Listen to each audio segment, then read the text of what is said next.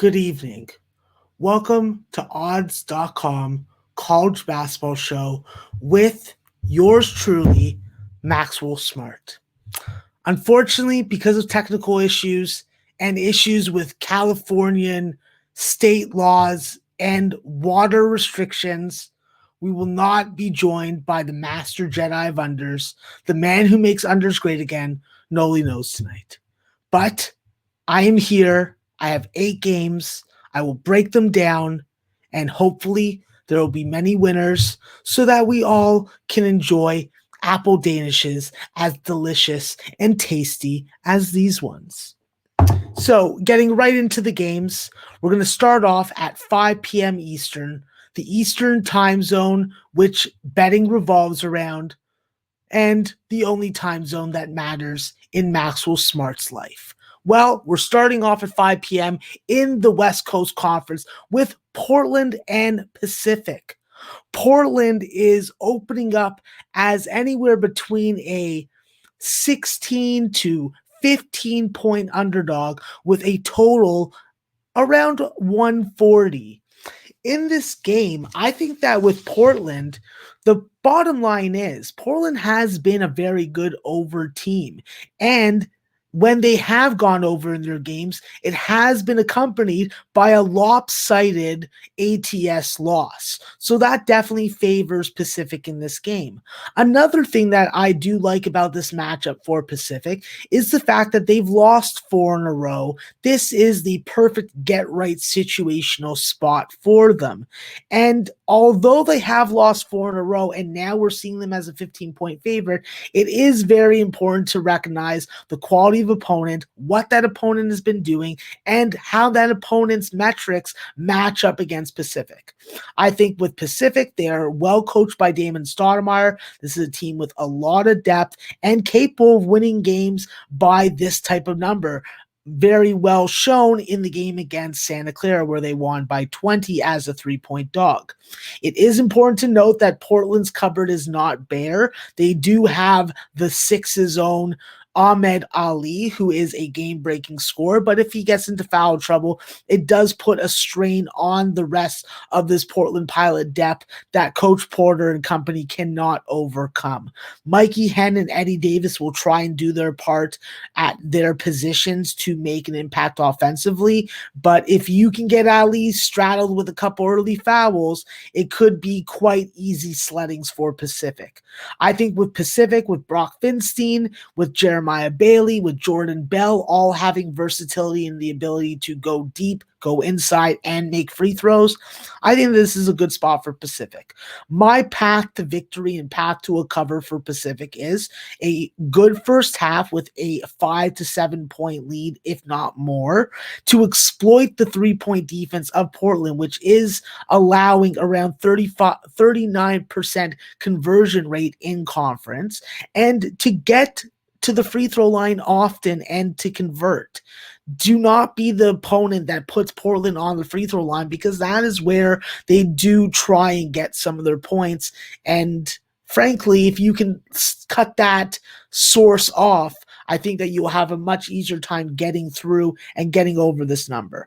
Winning all the offensive glass is going to be critical, and with weak ball distribution, it can give transition breakout opportunities to Portland if Danis Jenkins is able to clean that up, and guys like Pierre Crockwell. I think that Pacific's going to be fine. I took Pacific at 15, and I took the over 140. Both are available on U.S. legal books that we use, and you can get both these lines on at Circa. So we're going to lock in Pacific at minus 15, minus 110, and the over 140 at minus 10, both available at Circa. And now we will move on to the next game. Now we're going to the NEC conference, a conference that I know well and I enjoy watching because they have a free streaming site that I get to enjoy on a daily basis. FDU is anywhere between a 2 and 2.5 point underdog with a total anywhere between 141.5 and 142. This is a spot where I will be jumping on FDU. FDU first off, when we come and talk about this line, this is just too big of an adjustment for the line. We're used to seeing FDU in the high 150s to the low 160s. Now we're seeing a line down to the low 140s, where they are playing an opponent that is capable of hitting threes, is fast tempo, and has been able to go over numbers like this already in conference season. With FDU as a side, 6 out of their 10 last games as an underdog, they've cashed 6 of them. So they're making you money as a short dog, as a small dog, and I'm going to keep on riding that train. I think that with FDU, it is important for them to hit threes versus this 3-point defense of Wagner and to win at the free throw line. This is where they have their advantages. They are a better shooting team when it comes to the free throw line, when it comes to making field goals, when it comes to shooting from beyond the arc. As long as they do a better job on the offensive glass and pressure you even when they're up, they're going to win the battle of tempo, and the battle of tempo is going to determine who's going to win this game.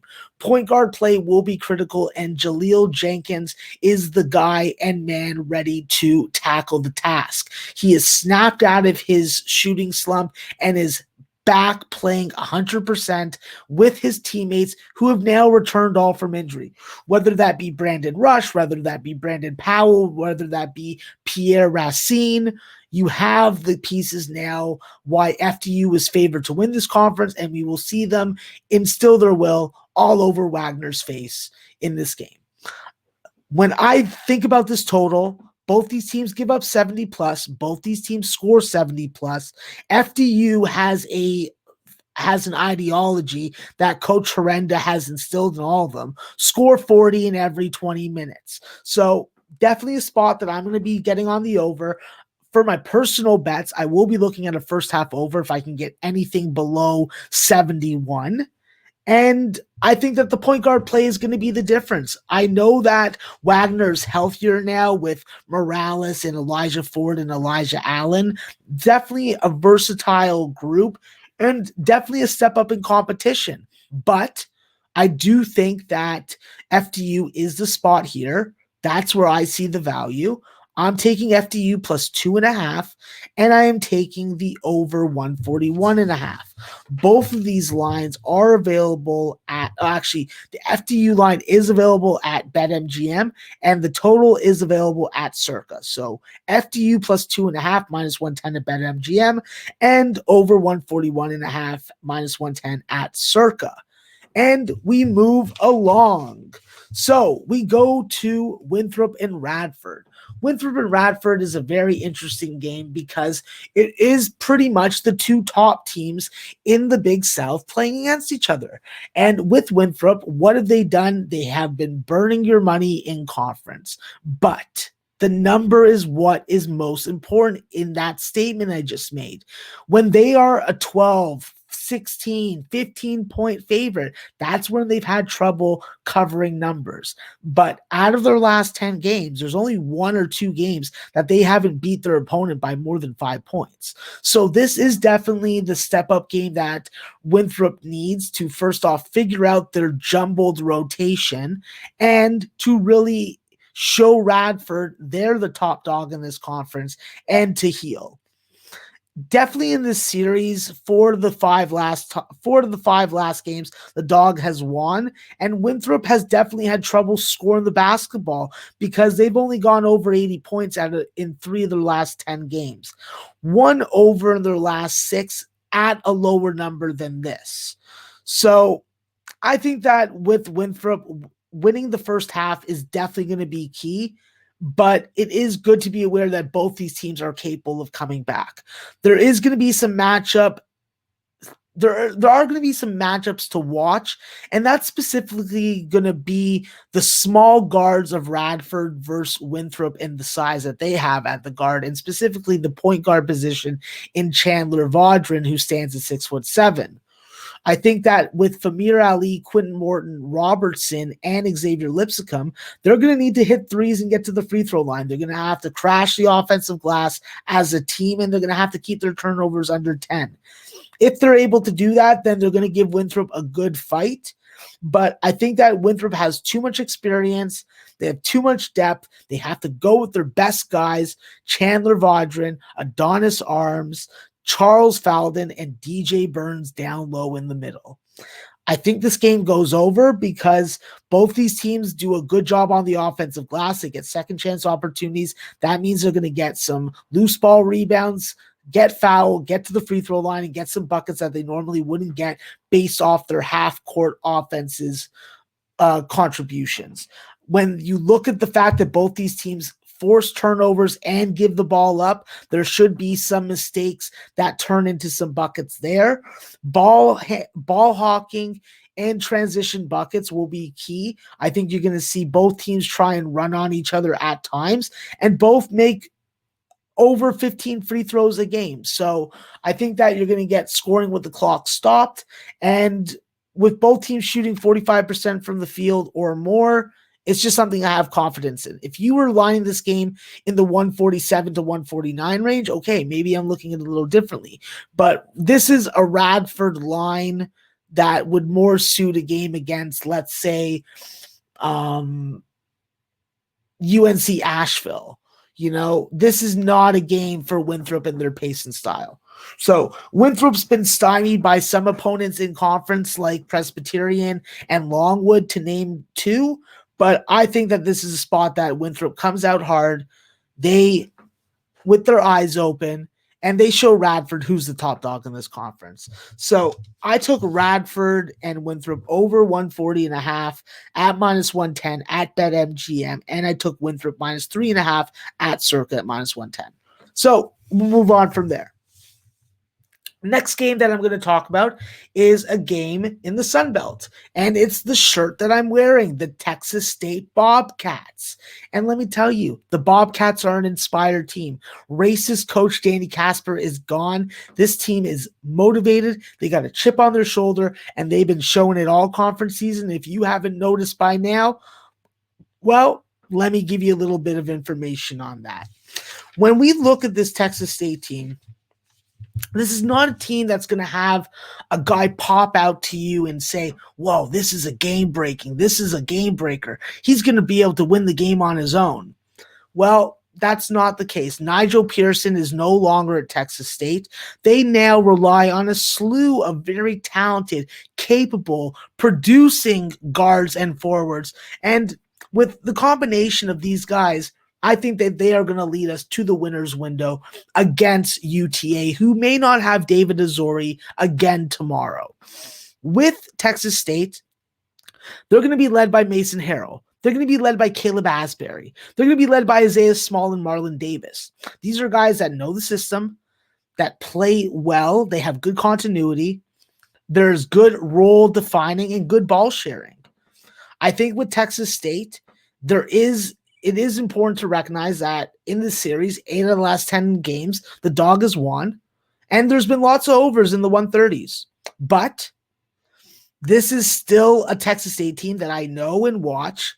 This is a team that plays very good perimeter defense, plays a very slow tempo at times in games, and does a lot of close proximity shooting, which is going to be key for them because they do not want to get into a free throw battle. They want to simplify the offense. They want to use their physicality advantage, and they want to throw a bunch of different bodies at their opponent.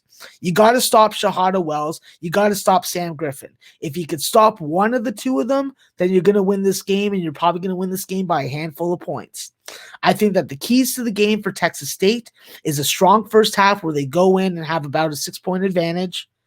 Their field goal percentage is around 47 to 48%. They limit their fouling and they own the defensive glass where they are able to control the tempo and limit any run-out opportunities that they want to take or not. Keep it under 12 turnovers, take care of the ball, crisp ball movement. Texas State's going to win this game, in my opinion. I think that the lines makers are still disrespecting them. I recognize that Shahada Wells and Sam Griffin are a nice 1-2 combination, but I think that defense wins, and I think that the Bobcats are going to be the winner in this game. So I'm taking Texas State -1.5 at FanDuel. You can get that -110. And I'm taking the under 128.5 -110 at BetMGM. And we are off. So We're going to move on to another game that is going to be in the Sun Belt. So when you look at the Sun Belt, definitely a lot of interesting teams at the top, whether it be the Georgia Southern, the Georgia States, the Little Rock, Arkansas, and then the South Alabamas. Well, one team that not a lot of people talk about, not a lot of people want to watch, are the Troy Trojans. And when I think about the Troy Trojans, I think about that movie with Brad Pitt called Troy, where he was a killing machine, a general amongst generals. And you know what? He probably made the women pretty happy also without his shirt on. For me, didn't really do anything for me, but that's okay. When we talk about this Troy team, though, from a college basketball and betting perspective, this is a team that has done a fantastic job of just being a good underdog and cashing tickets for you. Basically, what Troy has done is Troy's been it's been an ass clench team, you know? When you bet against them, your ass is clenched. You need heavy duty equipment to unclench it. And I think that if you go against Troy in this game today, you're going to have some of the same problems. We've seen this line open at 133 and a 6-point favorite for South Alabama. We're seeing anywhere between 6 and 7 right now on US legal books, and a total between 134 and 135 and a half. This is a spot where I will be only taking the side. I will be taking Troy. I got Troy at plus 7.5, and I got Troy at FanDuel at minus 110. Excuse me, I got Troy at 7 at minus 110 at FanDuel. Why I like Troy? Well, Troy does a lot of good things on defense, and one of those things is they have a very adequate and useful full court press that turns into a trapping corner defense. They can hold their own on the offensive glass, and as a team, they do one thing that I find wonderful and very necessary: hitting your free throws, and they hit 80% or more of them. The problem is going to always be with Troy. What is their three-point defense going to do? If their three-point defense is allowing their opponent to make 9 or more and shoot 40% from the beyond the arc, well, Troy's probably not going to be in this game, and they're probably getting blown out. I think that there's a very simple formula for Troy to win games, and it is to win on the defensive glass, to lead the game in steals and get 8 or 9 of them, to make free throws and take that 80% team percentage and put it to work. And of course, just hit the easy shots. Make the shots that you need to. Don't miss layups. Don't miss putbacks. I think that with Troy, they're going up against a very tough offensive-minded team in South Alabama, but South Alabama does not have a ton of depth, and they need Tyreek LaCour, Mike Flowers, and Sam Oreo all going off in the same game in order to get this total over. I think that with Troy, they do and have the opportunity to step up, end their road woes, which they are on a 5-game losing streak, if I'm not correct. And they're able to go into the first half with a lead. That's going to be key. We're going to know a lot about this game early. If Troy's getting a slow tempo game, the game's going to stay under, and the first half scoring will tell a lot. I think that if Troy can stay in this game early and go in maybe with a lead or tied at the half, they're going to be able to withstand a comeback from South Alabama later on. I think that in the first of 2 games against South Alabama, Troy probably has a more likely chance of covering in the first game, just based off past games and just running some numbers that I'm not going to break down right now because that will literally put you to sleep. And it is 1:52 a.m., so it is past my bedtime. I think that with Troy, you're going to get just enough from Desmond Williams, Zay Williams, Jax Lethbridge, and Nick Stampley to stay in this game and hopefully cover the numbers. So I'm on Troy plus 7, minus 110 at FanDuel, and maybe you'll get on it too. So hopefully we're serving some cock soup, Trojan style. Moving on to the next game. Let's have a looky here. We're going to the Big Sky, one of my favorite conferences because they do have a free streaming service that you can watch all the games and watch the replays if you're interested in scouting. I chose 2 games to talk about and give out picks for on this card. So Weber State opened as a 2-point favorite. We've seen the line go back and forth between 1 and 1.5, and even a 1 for Montana. So obviously we're going to have to use legal US books. And Weber State is going to be my pick in this game. I like Weber State in this game because this is a group that has a lot of talent when it comes to pressuring, when it comes to getting your quality and style of offense going. And I think that that's going to be critical for Weber State in this game. It's been a while since they've won a game in Montana's gym, so they definitely need to get that bugaboo off their back. And it's going to be a first while for a lot of things when they go up against Montana. They're going up against a less potent offensive Montana team, a team that is trying to figure itself out and determine its own hierarchy within its roster. And I think that with Weber State, this is an opportunity for them to squash this notion that they cannot play in step-up games. They weren't able to beat Southern Utah on the road, and they weren't able to beat BYU when they did have that game kind of close in the second half. But they are in a position to control their own destiny. They have this conference in the grip of their palm right now, and the way that they tighten it is the way that they just showed Montana State. They swept Montana State at home. Now they need to go on the road, and they need to take care of big brother Montana. So keys for victory for me and for us to get some money off this game is to go into the first half with a lead, to be more efficient field goal shooting, which sounds kind of simple, but sometimes we've seen some of these teams have problems doing that, and lead the battle with threes. If you can start putting threes on this Montana team early, they're going to take shots that they are probably not comfortable with, and that could lead to a wider margin at the half. Force fouling situations. They have a lot of usable size, whether it be Josh Bannon, Michael Stedman, Kyle Owens. You have to press the issue.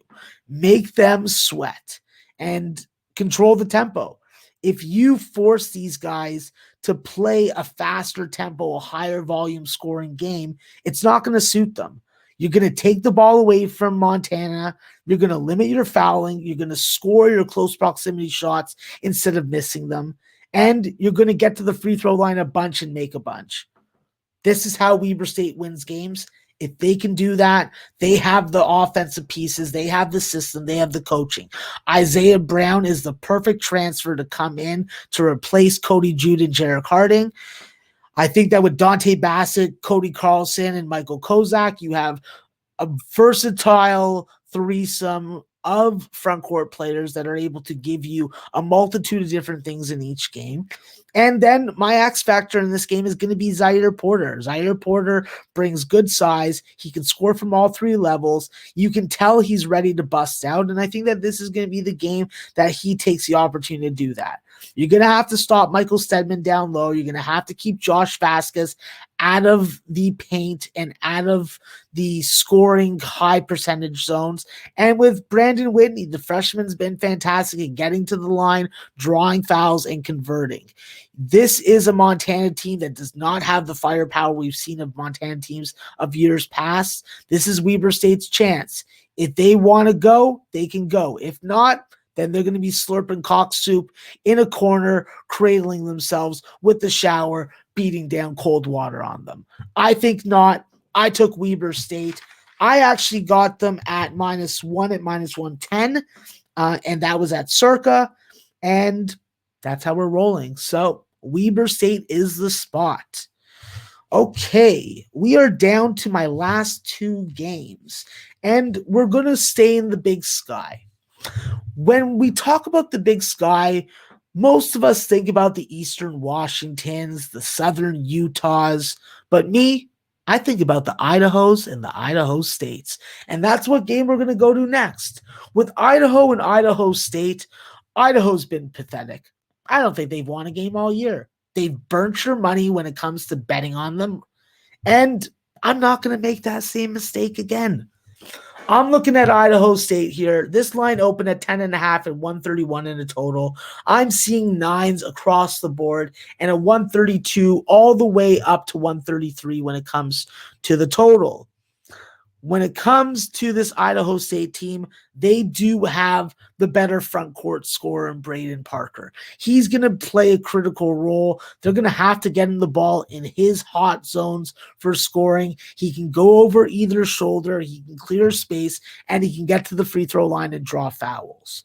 I think that with this backcourt for Idaho State, it's going to be critical. It's going to be front and center.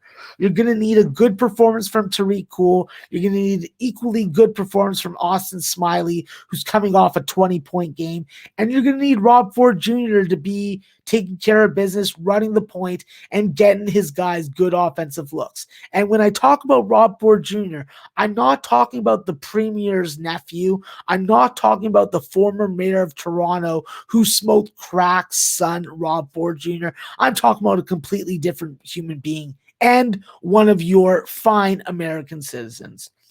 I think that when you look at Idaho State, they do have some concerns when it comes to the perimeter scoring of Idaho. Damon Thacker, Gabe Quinnett, these are guys that can shoot the ball and get hot in a hurry and are not afraid to run and absorb contact to try and get an and one or just a trip to the free throw line. Idaho's defense is what really determines what's going to happen in this game. And frankly, at 47% field goal defense, it just isn't good on a per possession basis either.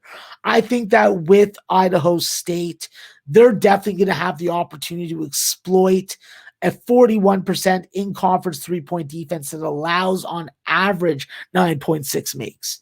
So there's definitely opportunities to score from the perimeter. They're going to have to be better in the first half. They have a 4-point advantage by my numbers, and they're going to have to put that to work. Win the battle at the free throw line, score with the clock stopped, cut down on your turnovers, and act like you've been this kind of favorite before. Because frankly, seeing them at this number worried me at first, but after doing my projections, going to my model, looking at my power rankings, this is a spot that I still think that Idaho is going to get smoked. I'm looking at Idaho State on the spread. I think that they dominate inside the arc. I think that Braden Parker has a 20-point game. And I think that Rob Ford Jr., no relation to the former crack-smoking mayor of Toronto, has a distinguishing ball security-filled, facilitating offensive guru-type experience. So I took them at -9, got them at -110 on Bet365. So definitely a spot that I will have my ass clenched, hopefully only for the first 5 minutes of the game, and then Idaho State opens up a 10-point lead and keeps it for the remaining 35 minutes. All right, well, we've gotten to the last game on the board, and I'm not messing around here. I chose a doozy. I chose a game that I like. I like the number. I like the team. I like the situation. It's Morehead State and Tennessee Tech in the Ohio Valley Conference. Well, plain and simply, Morehead State's been making you money on the spread. They've been taking games under, and that's what I'm going to be doing. I'm going to be taking Morehead State in this game.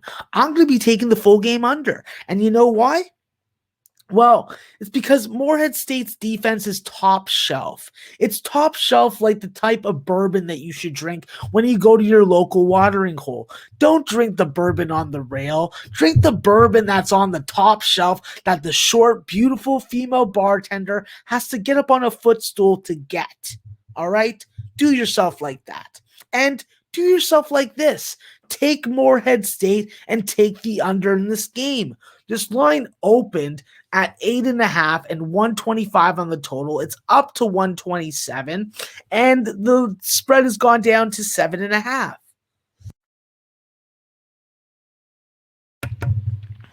And I'm perfectly fine with that. I'm perfectly fine with that.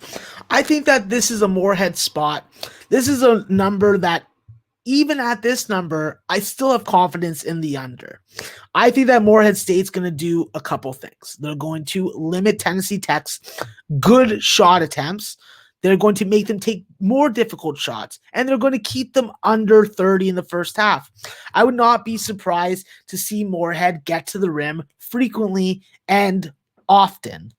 I think that when you look at this three-point defense, Morehead is a team that definitely can shut you down on all three levels, and this is very evident with their three-point defense. They're a very good closeout team. You're not going to see them be fouling three-point shooters.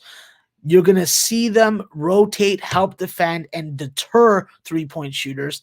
And that's pretty evident by the fact that they're only allowing 6 makes a game. If they are going to cover this spread and this game's going to stay under, that's going to have to be this number for this game is going to have to stay under their conference average. And I have confidence that they will. My one area of concern that I should point out is the fact that Morehead State does have a tendency to leave some points at the free throw line. If they're able to force turnovers and not commit them and ball hawk Tennessee Tech into some untimely mistakes, I do think that they're going to have a less difficult time than some are anticipating. It is important to note that while Tennessee State is not the team that you want to be laying a ton of freaking points with, but they do have some pieces that are capable of standing up, whether that be Mark Freeman, whether that be Shaquem Johnson, whether that be Ravel Moody. All three of these guys are capable of giving this team good offense. I just think that when you go up against a rim protector like John A. Broome, you go up against a quality guard that can drive or hit a three in Skylar Potter, and then the Coopers, I just think that this is too much. And I think that Tennessee State is just going to be overmatched in this game. I think that with the line, I would have set it closer to 122.5, 123, as crazy as that sounds. But this is a game where I just don't see Tennessee State getting to 55. So I think that when you look at it at the end of the day, Morehead State can score at all three levels. You're not going to be able to limit them to one area of attempting to gain offense from. And from a defensive perspective, all the metrics, all the per possession stats favor Morehead State. And as much as I love conference numbers, I do like per possession stats also. And when both of them are validating each other, it's a pretty simple spot for me. I'm on Morehead State full game. I think that they go into Tennessee State. They serve them my favorite recipe of soup, cock soup. And Tennessee State doesn't get to enjoy fancy, tasty, soft, and delicious apple danishes like this. They're reserved for Morehead State. And when they cash for us, I'll send them a beautiful box of apple danishes. So that's my last pick out of my 8 games. I will recap now, and then I will get you out of here, hopefully to bet on these games, win on these games, and enjoy a couple donuts afterwards with a side of chicken tenders and honey, because like everybody knows, I like my apple juice, I like my apple danishes, I like my donuts, and of course, I love my chicken tenders and honey. So let's recap these picks. I am on Pacific minus 15 and the over 140, both available at Circa at minus 110. I am on FDU plus 2.5, minus 110, available at BetMGM. And I'm on the over 141.5, available at Circa at minus 110. I am on the Winthrop over 140.5, minus 110 at BetMGM, and minus 3.5 at Circa at minus 110. I then have Texas State minus 1.5 available at FanDuel, which is at minus 110. And I have under 128.5 minus 110 available at BetMGM. I then have Troy plus 7 available at FanDuel at minus 110.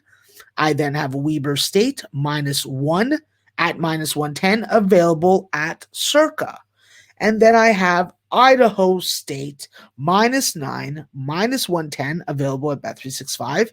And lastly, I have Morehead State under 127.5 at Circa at minus 110 and minus 7.5, minus 110, also available at Circa. So God bless Circa for having the best lines. I use US legal books when we do the show, and that is about it. So without further ado, I'm going to let you go. Have a chocolate dipped donut, have a chicken tender dipped in honey, but better yet, and most importantly, tailor fade these games and picks, find the right sides and totals, win your bookies money, and that's all that we're here for. We're here to give you some good info, give you some picks to tailor fade, and hopefully at the end of the day, we come out in the plus. I'm coming off a 6-4-1 show, up about 1.6 units, making that money back, trying to get back to that 26 unit mark. And hopefully with this card, I'll be getting a little closer towards that. Thank you very much. Have a great night. And of course, I'll see you next time for a big Saturday.